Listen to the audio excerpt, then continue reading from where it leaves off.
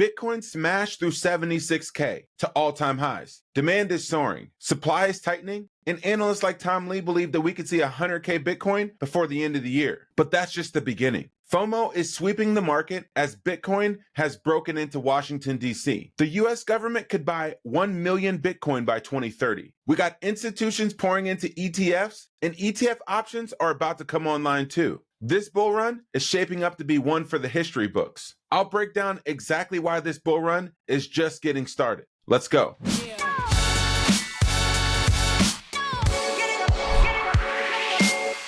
What's up, everybody? This is Dante Cook with Bitcoin Simply. Before we jump in, smash that subscribe button if you enjoy the content that we're putting out here 6 days a week. Bitcoin continues its climb to 76K to new and newer all-time highs. The sheer demand for Bitcoin continues to outpace supply. Tom Lee believes Bitcoin could reach 100K before the end of the year. You were at 150, I think, on Bitcoin, weren't you? But yeah. Not necessarily by the end of this year, or? I think 6 figures is still possible for it before the end of the year, yeah.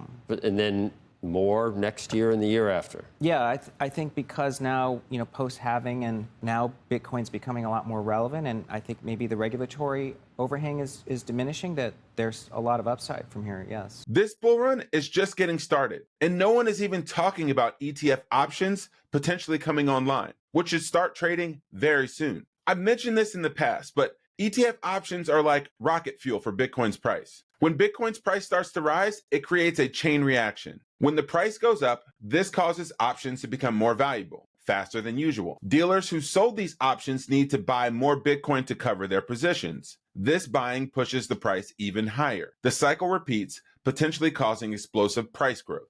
Imagine a rocket that gets more powerful as it climbs higher, instead of running out of fuel. That's Bitcoin with ETF options. Bitcoin ETFs gobbled up 18,000 Bitcoin yesterday versus the 450 that are mined daily. That's 40x the supply. And the most insane stat is that the ETFs are 93% of the way to surpassing Satoshi's stack of 1.1 million Bitcoin. Since ETFs started trading, there have been 430,000 in net inflows, or about 2.3 times the amount of supply that's come online. And this demand shock is sending prices higher. And FOMO is starting to set in. 20,000 Bitcoin were taken off of exchanges just yesterday. That's 64,000 this month alone. And this supply shock doesn't even account for the fact that the United States government, if they implement a strategic Bitcoin reserve, could buy up to 1 million Bitcoin over the next 5 years. That's 5% of the total supply. This Bitcoin reserve that we're going to create will start with the 210,000 Bitcoin that President Trump just mentioned and pull it into a reserve stored in geographically diverse vaults. And that's only the beginning. Over 5 years, the United States will assemble 1 million Bitcoin, 5% of the world's supply. The game theory that Bitcoiners have been talking about for years is now starting to play out. We said Bitcoin is like a freedom virus, except now it's infecting politicians. In the Ohio State Senate race, Bernie Moreno defeated Sherrod Brown, who locked arms with Senator Warren as one of the biggest crypto haters in DC. And in other news of how Bitcoin continues to penetrate the halls of power in Washington, DC, Robinhood Chief Legal Officer Dan Gallagher appears to be the frontrunner for the new SEC chairman role, above our friend Gary Gensler. Gallagher was a Republican SEC commissioner from 2011 to 2015. Having the views of the people represented in the halls of power is a massive win for Bitcoin. David Zell, who's the CEO of the Bitcoin Policy Institute and whose organization is the leading voice and feet on the street representing Bitcoin policy in DC, had this to say. David said that there were immaculate vibes in DC. Strategic Bitcoin Reserve, day one. His word carries weight because he's feet on the street. This similar thing that's happening with Bitcoin right now happened with the internet in the early 1990s, when commerce on the internet was actually illegal. Politicians said that open information exchange would be used for terrorism, fraud, scams, money laundering, and use up lots of energy. Where have we heard that before? In David's words, He believes that the proliferation of the internet was a deliberate policy choice by the United States. We got rid of bad laws, passed good ones, and poured tens of billions of dollars into internet research, development, and access. Our investment has paid for itself countless times over. The internet led to incredible economic growth and spread democratic values across the globe. Now we have the same opportunity with Bitcoin, a network which does for value what the internet did for information. Bitcoin is already growing faster than the internet.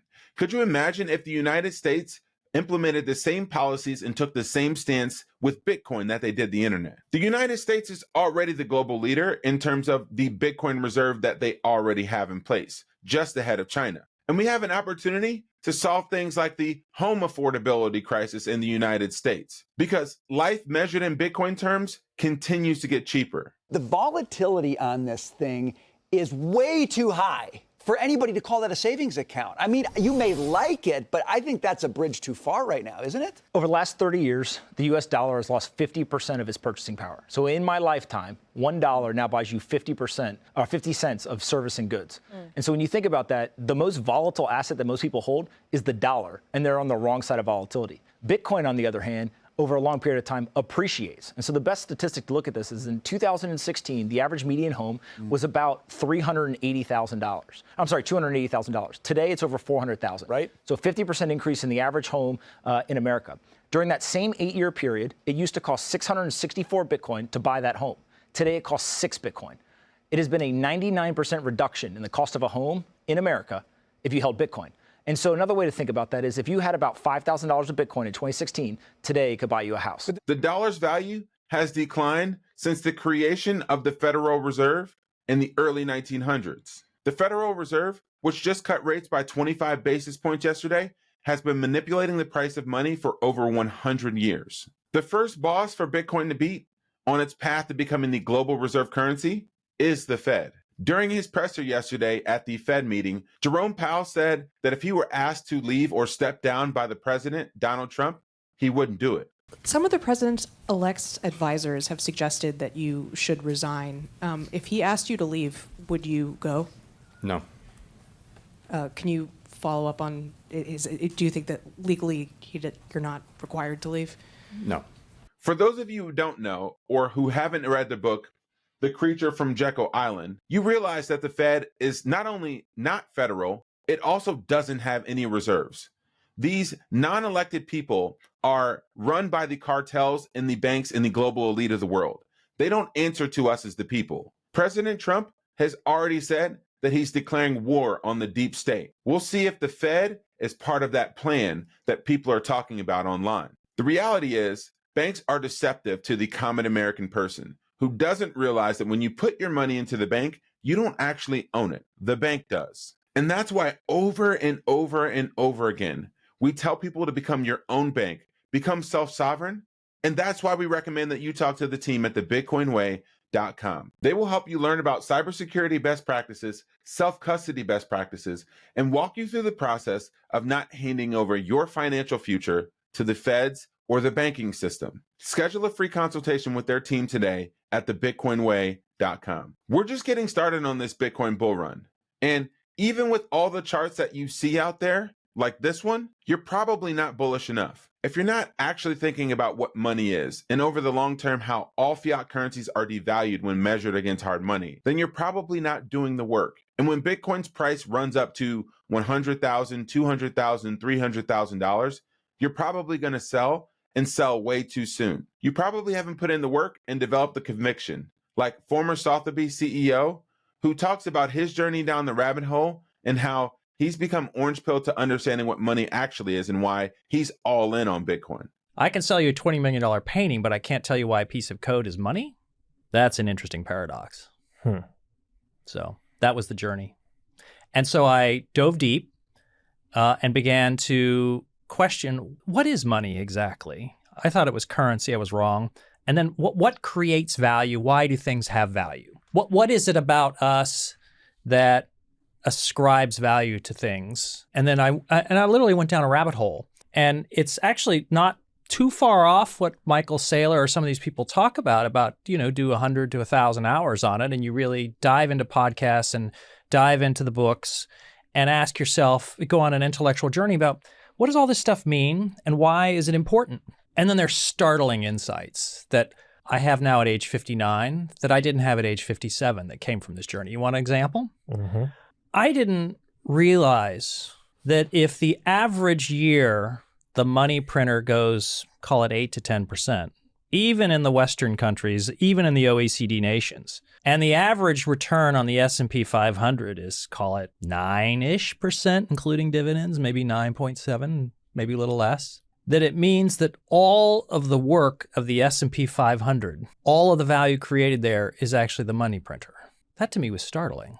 To think about that, the fundamental notion that in a closed system or even an open system, when you're printing money at the rate of 8 to 10% a year, everything is losing value, and the things that appear to be gaining value are not gaining value. They're just keeping you even. So you can put all your money in the S&P 500 and you're not gaining any relative wealth at all. We're just at the beginning of this Bitcoin revolution. It's hard to believe that Bitcoin has gone from the basement with internet nerds to the halls of power and potentially a strategic reserve asset for the United States government. This all happened in a little over 10 years. Imagine what's going to happen the next 10. Are you bullish enough?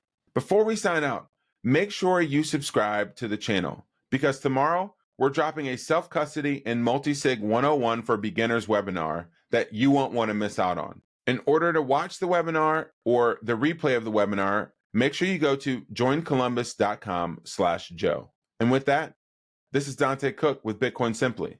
Happy stacking.